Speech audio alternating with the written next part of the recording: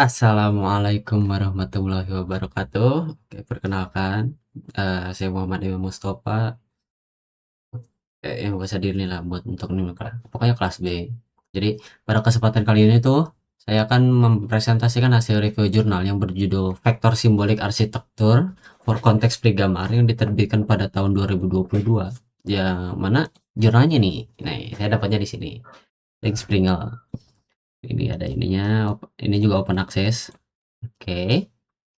Oke, sebelum membahas isi jurnal, kita perlu nih memahami latar belakang masalah yang diangkat oleh si penulis. Saat ini, perkembangan artificial intelligence atau AI berlangsung sangat cepat.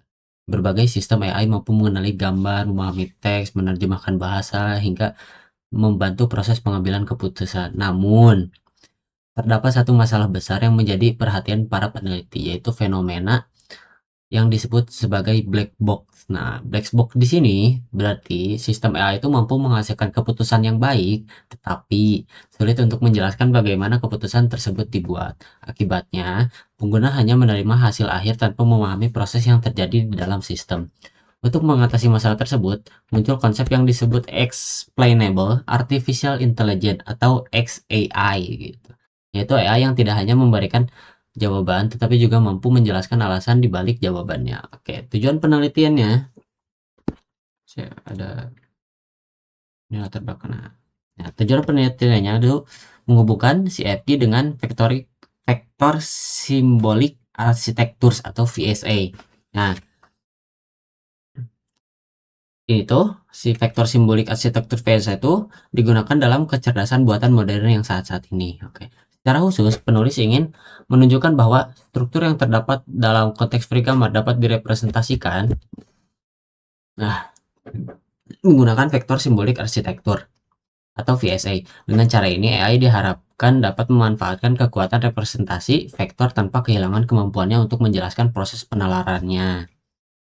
Lalu ada metode penelitian. Nah, metode penelitian ini menggunakan pendekatan teoritis dan matematis. Penulis memanfaatkan konsep konteks free grammar atau CFG sebagai dasar untuk membangun struktur bahasa. Kemudian, struktur tersebut direpresentasikan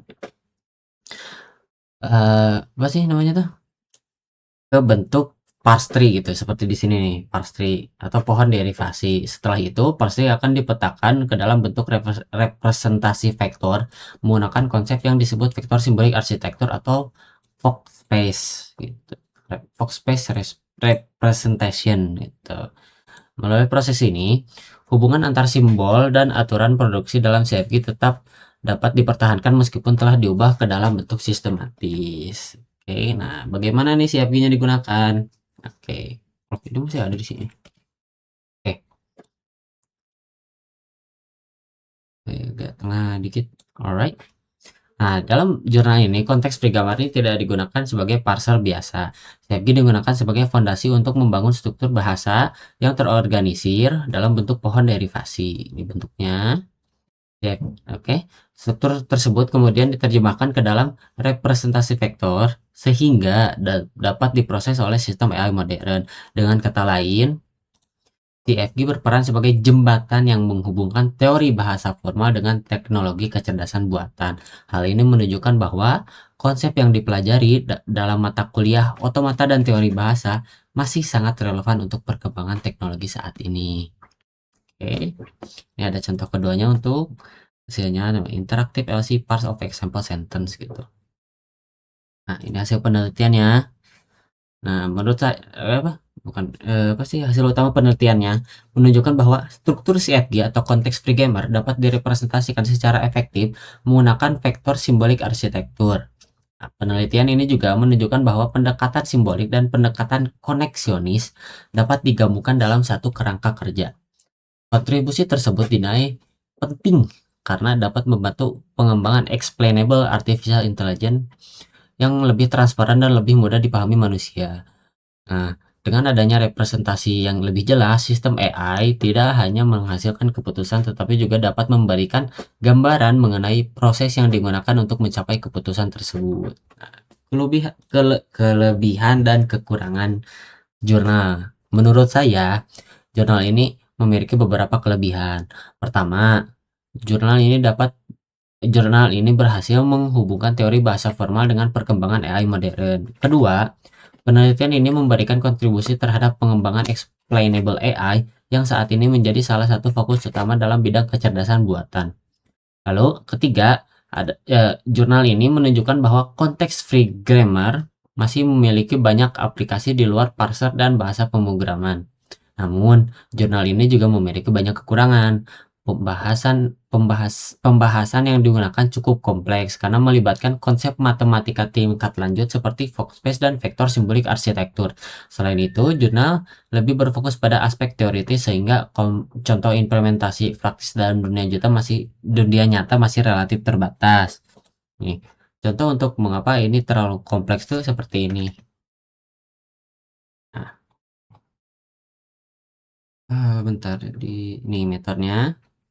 Ini konteks bahasa bebas ya CFG gitu. Ini tuh CFG-nya di gambarnya. Nah, ini nih bagian kompleksnya. Sangat kompleks karena menggunakan algebra gitu. Nah, ini untuk vektor simbolik arsitektur. Bisa dilihat juga ini benar-benar sangat kompleks dan ya itulah sangat kompleks. Nah, ini ada resultnya yang tadi ditunjukkan ini fignya. Oke, kesimpulannya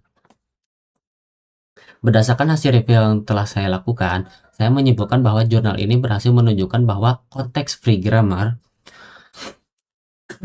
dapat dilakukan dalam pengembangan explainable artificial intelligence. Penelitian ini membuktikan bahwa konsep-konsep yang dipelajari dalam mata kuliah otomata dan teori bahasa tidak hanya bersifat teoritis, tetapi juga dapat diterapkan dalam pengembangan teknologi modern. Melalui jurnal ini, saya memahami bahwa CFG dapat berperan sebagai fondasi dalam membangun sistem AI yang lebih transparan, dapat dijelaskan, dan lebih mudah dipercaya oleh pengguna. Karena nantinya si AI tersebut dapat mempertanggungjawabkan hasil yang diberikan AI tersebut. Sekian presentasi yang dapat saya sampaikan. Terima kasih atas perhatian diberikan. Wassalamualaikum warahmatullahi wabarakatuh.